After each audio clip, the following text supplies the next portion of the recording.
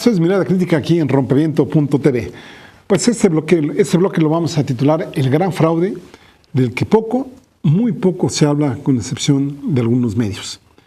El pasado lunes 4 de septiembre tuvimos dos noticias que de verdad deberían de haber propiciado un meteoro de grandes dimensiones y consecuencias políticas aquí en el país. No sucedió, hasta ahora ha sucedido nada, más que algunas noticias en Animal Político, en Sin Embargo, en Proceso, en Aristegui y por supuesto aquí en Rompeviento y en algunos otros medios independientes. Pero fuera de eso, nada. ¿Qué será que ya tenemos normalizado que así es todo este tipo de cosas? Fíjense, la organización Mexicanos contra la Corrupción y la Impunidad, ¿sí?, junto con Animal Político. Bueno, primero el de la Organización de Mexicanos contra la Corrupción y la Impunidad. Documentaron que un Ferrari domiciliario de Raúl Cervantes, y del procurador al que quieren hacer fiscal general de la República, ¿sí?, tenía un coche, pues un cochecito de unos cuantos milloncitos de pesos. No vayan a pensar que es muy caro, nada más alrededor de 3.5 o 4 millones de pesos, en un condominio de interés social en el estado de Morelos. ¿Por qué en el estado de Morelos? Aparentemente porque ahí no se paga la tenencia. Imagínense qué brutalidad, que un tipo nada más verá que ver cuánto gana el procurador, como para que todavía, cuánto le costó el coche para que lo mande de Morelos a que no pague tenencias, ¿no? Y en ese condominio, además del de él, había pues 14 autos de lujo más, entre ellos 11 Ferraris, y ahí pues todos muy tranquilos, ¿no? Parece ser que esto ya opera como una agencia de colocación de autos para que no paguen tenencias. Pero pues aquí nos dice la propia PGR que no debemos de ser mal pensados porque fue pues un simple error administrativo, ¿no? Esa fue una de las noticias que todavía afortunadamente es así, que ha estado haciendo un poco más de eco, sobre todo en este debate de la Procuraduría a la Fiscalía General de la República. Y un segundo documental, digamos una segunda investigación, es la llamada estafa maestra. Aquí sí intervino Animal Político y este movimiento de Mexicanos contra la Corrupción y la Impunidad, que pues sí tomaron información de la propia Auditoría Superior de la Federación, 2 años de estos análisis, 2013 y 2014. Nada más habría que escarbarle 2012 para abajo o 2015 para arriba, y lo que podríamos encontrar ahí.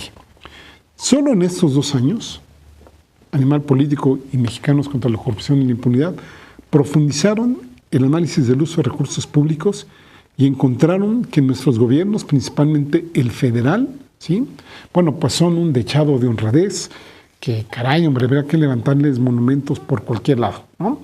Por ejemplo, ahí está la Sedesol con Rosario Robles, ¿no? Cuando era Rosario Robles titular de la Sedesol, ahora pues ya sabemos que está en la Sedatu. Está también el Banco Nacional de Obras, llamado Banobras también, donde ahora está el flamante gobernador electo Alfredo del Mazo, que a ver qué dice después de todo esto que le están sacando. También está Pemex, está ahí Emilio Lozoya, cuando era director general Emilio Lozoya, otra raya más que le ponen a Emilio Lozoya junto a la de Odebrecht, aunque los contratos en el caso de Pemex empezaron en 2011 con Calderón, cuando Juan José Suárez era director general de Petróleos Mexicanos. Digamos, en montos más pequeños de defraudación está la Secretaría de Educación Pública, cuando estaba todavía Emilio Chefet, está el Fobiste con José Reyes Baeza Terrazas, está la Secretaría de Comunicaciones y Transporte, no podía faltar nuestro gran secretario Gerardo Ruiz Esparza, está la Secretaría de Agricultura, cuando estaba Enrique Martínez y Martínez, estaba el Instituto Nacional de Educación para los Adultos, Alfredo Llorente Martínez, el Registro Agrario Nacional en época de Manuel Ignacio Acosta Gutiérrez, y la Secretaría de Economía ya estaba en ese entonces Ildefonso Guajardo. En estas dependencias, que fueron las únicas investigadas, no crean que las demás se salvan de esto, a lo mejor sí, a lo mejor no.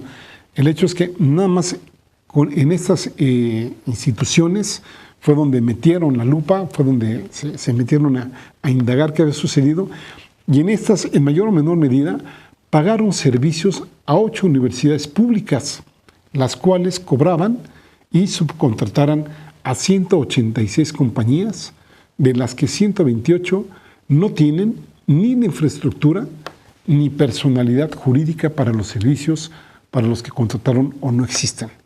Es como si a ustedes a rompeviento, pues ahora sí que lo contrataran para hacer obras de carretera, ¿no?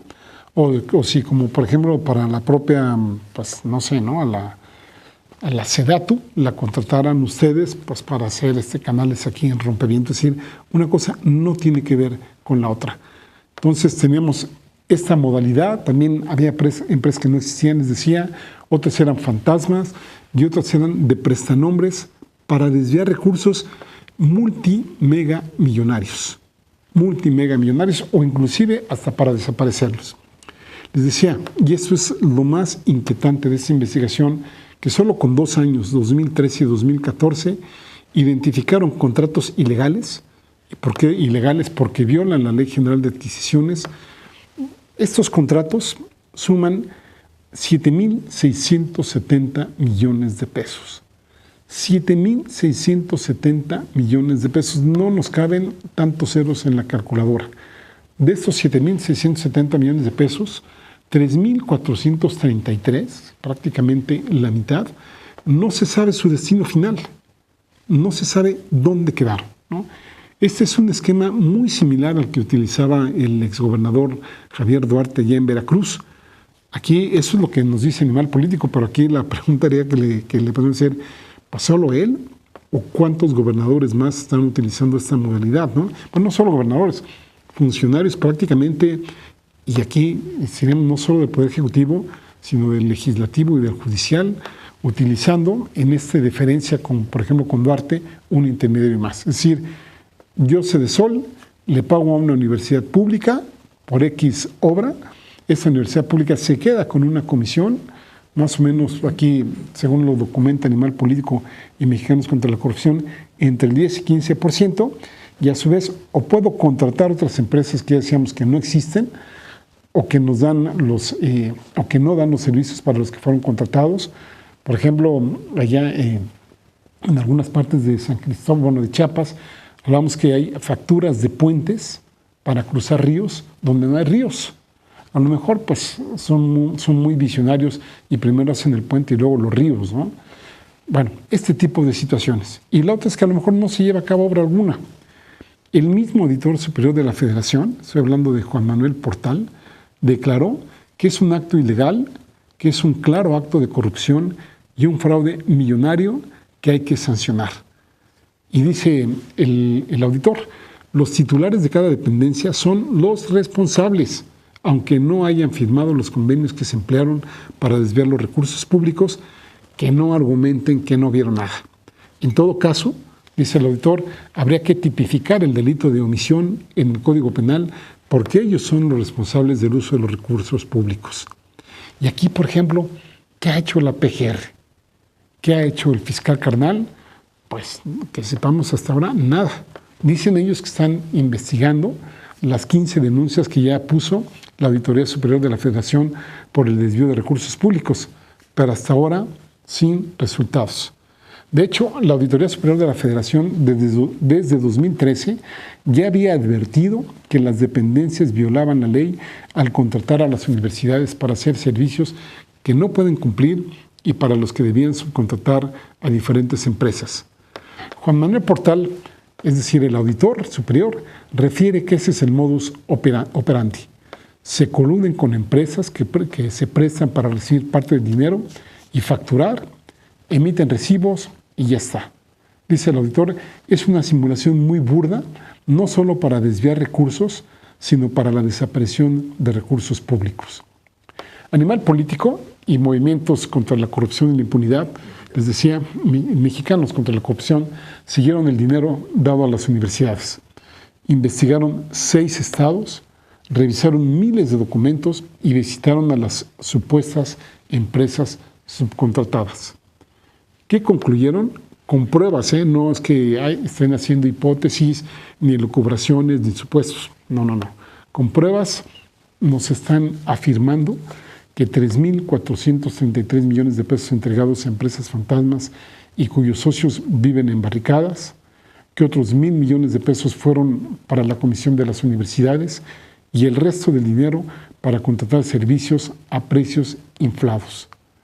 Hay ahí testimonios, por ejemplo, de plomeros humildes que supuestamente ganaron contratos millonarios. Por ejemplo, el caso de un... Si ustedes se meten a la página de Animal Político, ahí lo pueden ver, una entrevista que le hacen a uno, ¿no? Conserjes de escuelas públicas comunitarias en los que ellos dicen que les pidieron firmar papeles para empresas. Hasta uno de ellos dice, bueno, la empresa era de ellos y lo de nosotros, la prestación del servicio.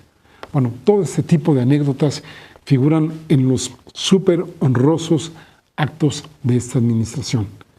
¿Qué universidades están involucradas? Bueno, pues ahí no podía faltar la Universidad Autónoma del Estado de México. Curioso, ¿no? Tantas cosas que se dan en el Estado de México, desde feminicidios hasta este tipo de corrupción, hasta pues, elecciones como las que acabamos de pasar. Ahí en el caso de esta universidad, ahí está su Fondo de Fomento y Desarrollo de la Investigación Científica y Tecnológica, el llamado Fundecit.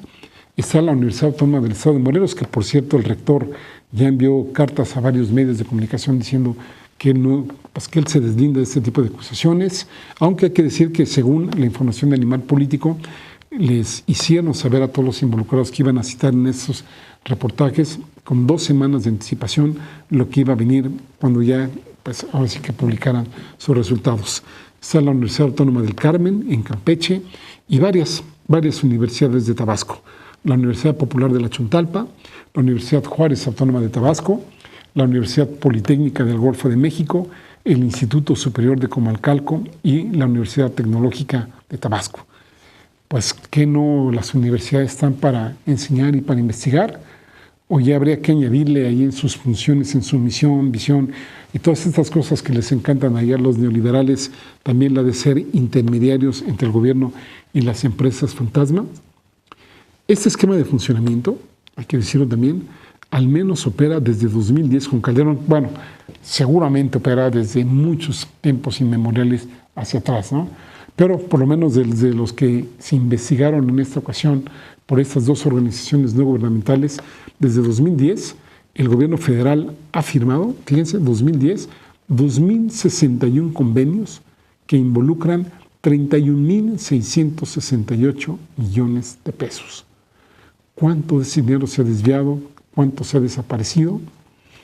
Bueno, pues de ese total de convenios, 2,061, estas 2 organizaciones se concentraron, les decía, solo en 73 para estos 2 años, 2013 y 2014, de 11 dependencias públicas.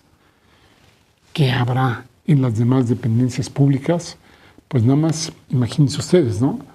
Podría haberse dado esta enorme cantidad de fraudes, por ejemplo, sin que Enrique Peña Nieto lo supiera. ¿Dónde están los recursos y quiénes son los beneficiarios de estos 3,433 millones de pesos cuyo destino se ignora? ¿Qué hará el presunto nuevo gobernador mexiquense ante las revelaciones de tal magnitud que lo involucran? ¿Qué haremos nosotras y nosotros como sociedad? ¿Qué hará Rosario Robles?